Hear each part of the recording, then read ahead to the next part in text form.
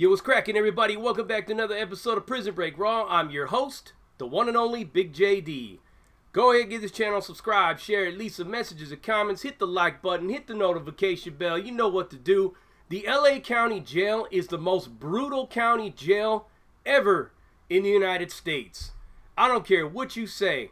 Anyone who's ever been in the LA County Jail says that it's worse than any prison that they've ever been in. And some of these people came as far as New York to be stuck in this jail. It's vicious.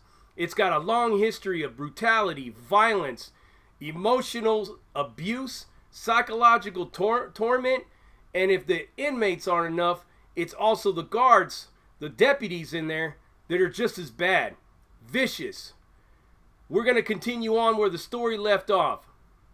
I go to court. I basically got my case dropped because my homeboy came in and said it was his strap.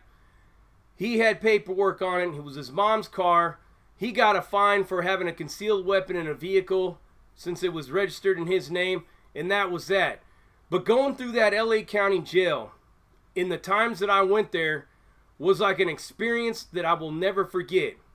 Walking up in 9500 for the first time was bad enough, but when I had to go back there again, it was even badder. Walking up into that 9500. And back in those days, you didn't get boxer shorts for underwear. They gave you dantanons. Dantanons are those briefs, those jockey shorts. That's what you wore. Imagine walking into a room where most everybody is running around straight in those fucking underoos, working out, just walking around, lounging around, and you're just like, damn. It's the first thing you see. You see dudes that are doing push-ups, burpees, and those things. You see a guy who's got another guy on his shoulders and he's squatting them and they're both wearing them. Another guy doing back arms off the bed with a water bag all up in his dantanons. And then you see some of the nastiest underwear that you could possibly see. Some of the nastiest people in there imaginable. And I remember going into this 9500 one time, and I was in there for a couple of days. You don't normally stay in there that long. They usually move you around. But this time I was in there for a couple of days. And I remember there was this one black dude that was in there who, I don't know what his deal was, but he had a little white dude over there with him. And this white dude was rubbing his shoulders, doing his laundry and all that. And he was probably smashing his beans on the low when nobody was watching, because nobody really cared about that kind of shit back then. But it was sad to see this poor kid who just had no spine, no backbone to stand up for himself, would put himself in that situation. I mean, I'm fighting to the death if somebody was trying to put me. If that dude would have came at me, I would have done everything in my power to fucking bite his nose off, poke his eyeballs out, do whatever it took to basically keep my dignity. But a lot of these cats just don't have that kind of heart. The jail's full of them. And it doesn't matter who you are. At this time, in LA County, Orange County, a lot of them, there was basically a zero tolerance policy on doing drive-by shootings. If your neighborhood did a drive-by shooting, you basically had a green light the minute you touched down in the county. It was vicious at this time. We were constantly smashing fools who was in there for a drive-by shooting. We find out, why you in here? You know what I mean? It's a shooting. Well, what kind of a shooting? Well, it's a drive-by shooting. You getting smashed the fuck out. I've seen people get stomped out to where their heads exploded damn near. I mean, I was on that boo-bop squad for a minute because I was young. And I was in good shape. I was always in good shape. So I was in there and I was in that boo-bop squad. And also I knew how to throw. I knew how to fight. Lucky for me. Because if I didn't, it would have been a lot worse for me in there. I would have been getting beat up all the time. But when somebody sees that you stand up for yourself, chances are they're gonna start leaving you alone. Here's the deal about people that can fight. I once talked to a dude who was a hardcore martial arts expert. He was a Japanese fool when I was in the feds. And he told me that about 95% of the people in this world do not know how to fight. They rely on optics. They rely on psychology to basically get into your head. You see this dude coming at you. He may be big. He may be on swole. He may have a bunch of tattoos. His face might be blasted with a bunch of tattoos. He may have a bunch of gold teeth, looking crazy as fuck, but can't fight his way out of a wet paper bag. It's like that sometimes. I've seen it multiple times. I've seen the smallest, skinniest dude beat up the biggest dude on numerous occasions. All that shit don't matter. One thing that you gotta think about, when the homies, sureños, when we're doing our workout, we don't always rely solely on lifting weights all the time. It's all about cardio. It's all about that endurance training. Why? Because you're faster, you're quicker, you're more elusive, you're able to move around, and you're able to sustain a lasting fight a lot longer than you would if you was just pushing weights. I mean, getting big is all fine and good, but when you in that corner situation, when you in that close quarter situation, your endurance and your basically being cut and athletic fit is what's going to get you a lot farther. This is what I had, and this is what everybody on that Boobop squad had as well. Fast hands, just smashing people. Kids who come in and they'd be busted for a drive-by, or their neighborhood would already have a green light on them, and it's on and cracking. They don't even know it yet. They don't even know it's coming, because you're not going to tell them shit. You're not going to say, hey man, let's go to the back. You're just going to take off on them right then and there. You're going to take off on them the minute you get the green light. And don't think the deputies give a fuck, because they really don't care. They don't care at all that this kid's just going to get mollywopped in there. He's going to get beat up. People have been killed. I seen some kid get stomped to death. I mean, to death. He was dead. There was no question about it. He was dead. And he laid there in a pool of blood for the longest time before the deputy finally came in, looked down at him, and was just like laughing, and then walked back, and then they came in with the medical and took his ass out of there to the morgue. They don't care in that jail. That's how vicious and brutal it was. Like I said, there was so much blood in that bathroom at any given time. It looked like an Aztec sacrificial altar. Crazy. Crazy. Headhunters in there like a motherfucker. Booty bandits, people stealing your money, people walking all up and down the roads looking to rob, poor unfortunate white dudes that just don't want to stand up for themselves. It was an everyday occurrence in there. I get transferred to East Max, commonly referred to as Old Max. This is a big giant dorm. It's big. You have the deputies that are down at the end, and it's like a cage that's right there. And there was a vending machine outside. The phones are right near there too. My first experience with this jail, because I don't really know all the rules of everything. I'm sitting on the phone talking to my people. This Samoan dude comes up to me and taps me on the shoulder. Said, hey, white boy, phone check. This is SOS phone. And I'm thinking that, well, maybe I'm on the wrong phone. Maybe I'm on somebody else's phone, some other people's phones. Because, you know, people have their little areas in there and shit. So I'm like, oh, man, my bad. I hung up the phone. I walk off, and a homie follows me over to the back to where all the homies are at. He's like, hey, fool, you just gonna let that fucking cat just take your phone like that? Man, you better go back and get that shit. I'm like, well, I thought it was nah, man, ain't no phone. Those phones ain't spoken for. Them phones don't belong to anybody. You better go get that shit back. Now I'm in a situation. There's no escaping this situation right here. I can't just say, oh, no, man, I'm cool. I was going to get off anyways. Doesn't work like that. You got to go get your money, and it don't matter how big this motherfucker is. You better go get off in his ass.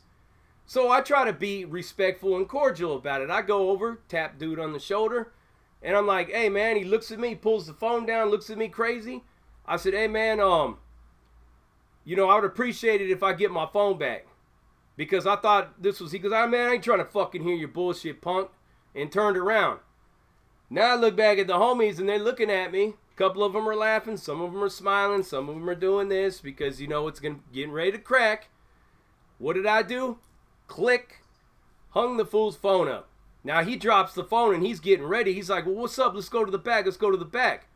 And the deputies are right there and they're laughing. And they're like, yeah, man, yeah, this white boy's going to get fucking smashed. This white boy's going to get fucked up. You better handle that business, white boy. You better handle that business. You better not PC up and run to the bars because we're not going to let you out. And I'm looking over there. I'm like, fuck you, man. And my face is so I'm looking at him. So then the homie comes up. The homie has a pad. And he's like, no. one-on-one, because all these black dudes are jumping up and all that because they all run together. He's like, one-on-one. They're like, let's go to the bathroom. And this fool said, hey, JD, don't go to that bathroom, man. Don't go to that bathroom. Fight him in the aisle right there. Fight him in the aisle. You go into that bathroom and you get stuck up in that corner, it's going to be all bad. Don't do it. So we're in the back and the bunks are all right there. So they push the bunks back a little bit and got a little bit of room to maneuver and move. This fool is big, man. I mean, he's big. Most Samoans are already big.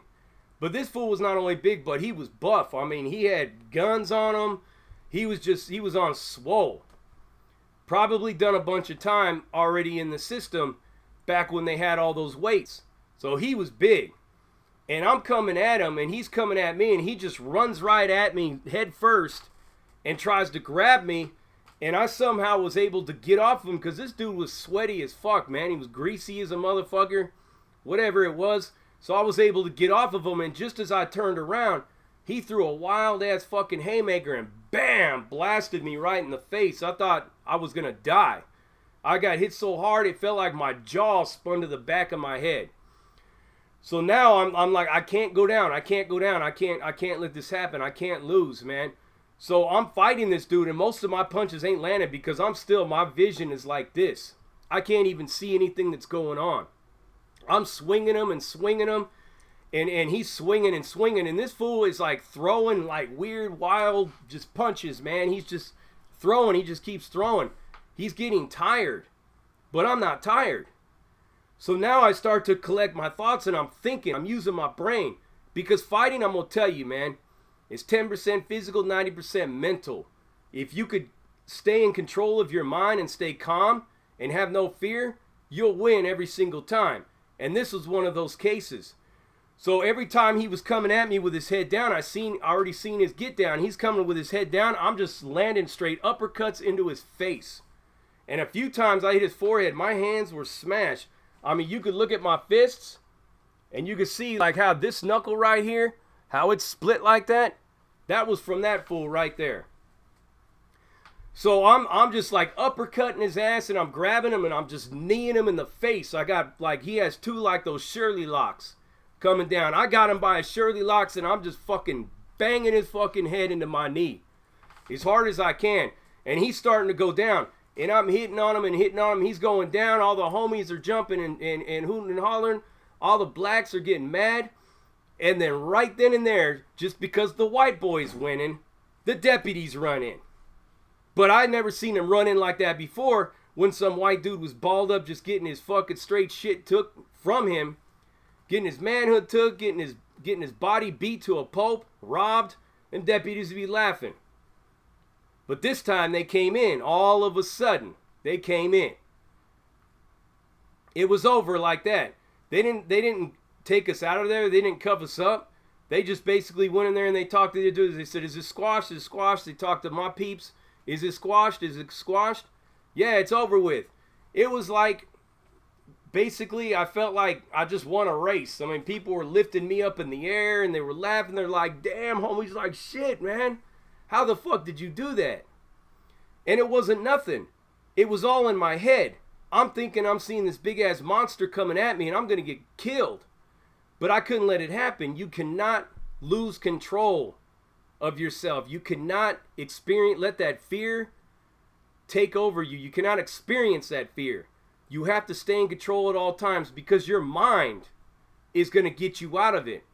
Even if this dude is coming at you, you have to be able to think about everything that's going on.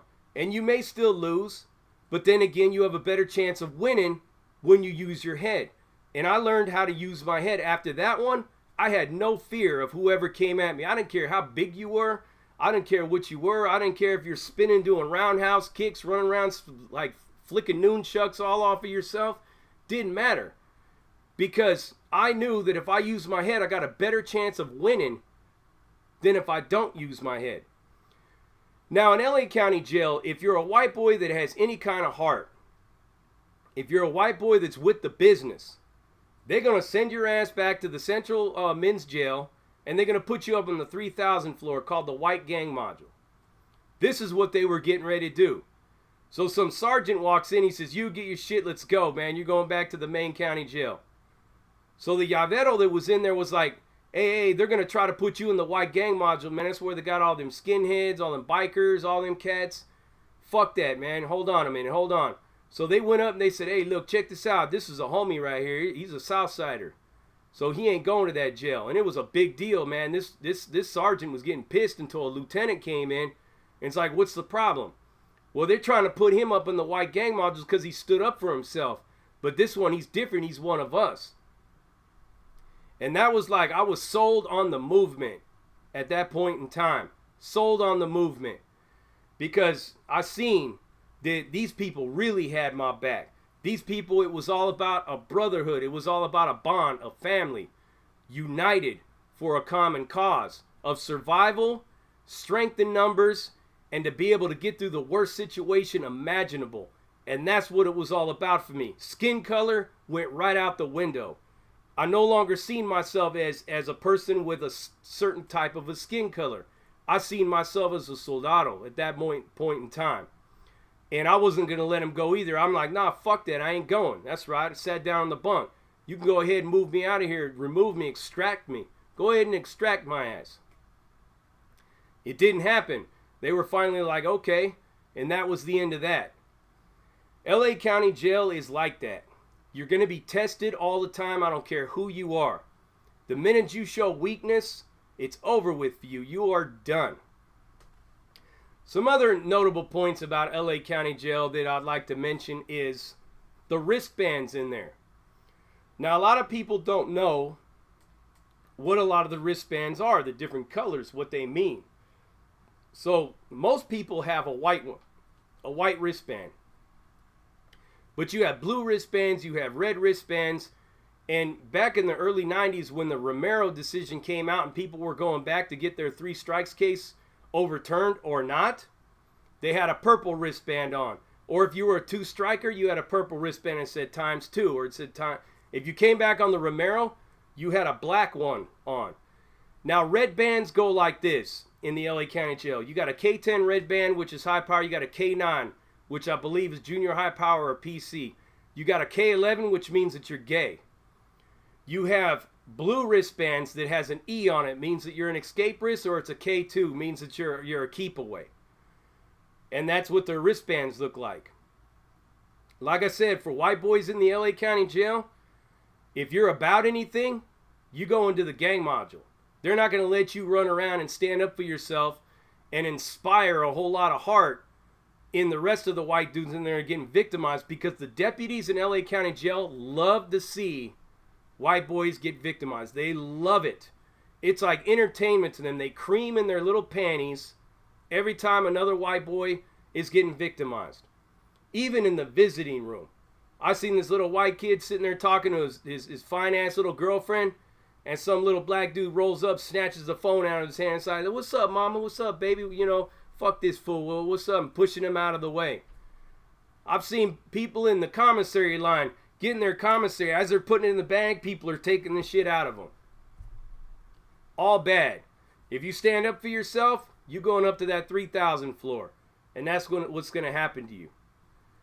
Stay tuned for part 3. I was going to do this in a 2-part series, but we're going to go ahead and get into part 3. The good times just continue to roll in the Los Angeles County hell. And I'll see you in the next one.